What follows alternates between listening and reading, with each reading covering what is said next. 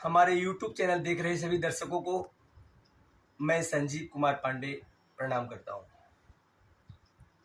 हमारे भारत देश के पड़ोसी देश एक एक करके धीरे धीरे सुलग रहे हैं। वहां के पब्लिक प्रकोप बढ़ता जा रहा है। सबसे पहले श्रीलंका, फिर बांग्लादेश और वर्तमान में नेपाल।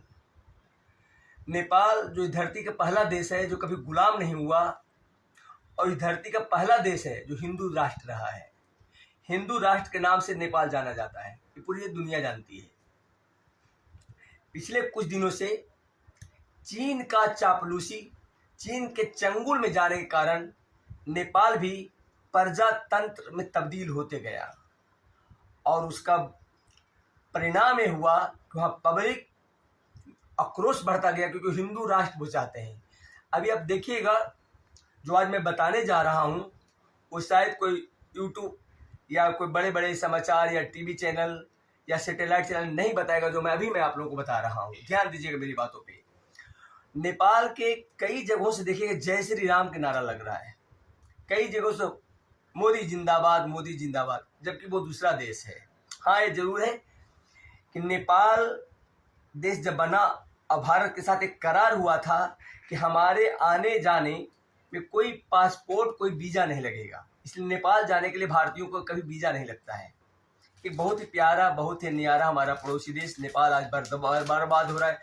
सबसे दुर्भाग्य की बात, वह जनता में इतने जलन, पब्लिक में इतना प्रकोप, इतना आक्रोश है कि उन्होंने सुप्रीम कोर्ट जो सबसे उच्च न्यायालय होता है उसको भी उन्होंने आग के हवाले कर दिया, पार्लियामेंट को आग के हवाले कर दिया। देखिए, आप लोग देख रहे होंगे, नहर में दौड़ा दौड़ा के जनता जनार्दन नेताओं को पीट रहे हैं।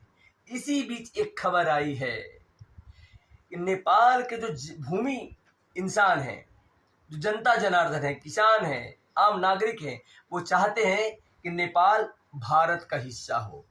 अगर ऐसा होता है तो चीन बर्बाद हो जाएगा, चीन के सारे चापलूसी पानी में मिल जाएंगे।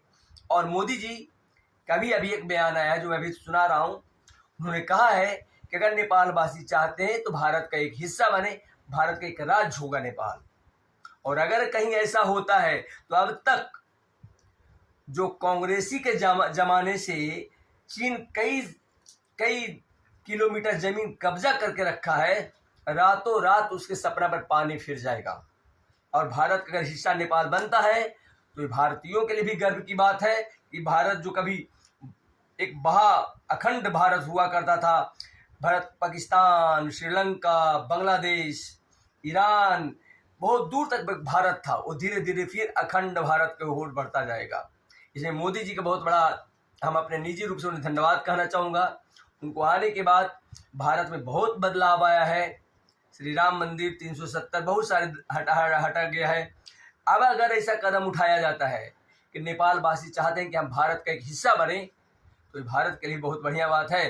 और चीन जो एक जमाने से हमारा दुश्मन है, उसके सीना पर जाता चल जाएगा। इन्हीं शब्दों के साथ मैं संजीव कुमार पांडे आप लोगों को नमस्कार करता हूं, और मैं कोशिश करूंगा कि अपने YouTube चैनल के जरिए कुछ नई नई बातें बताता रहूं। नमस्कार।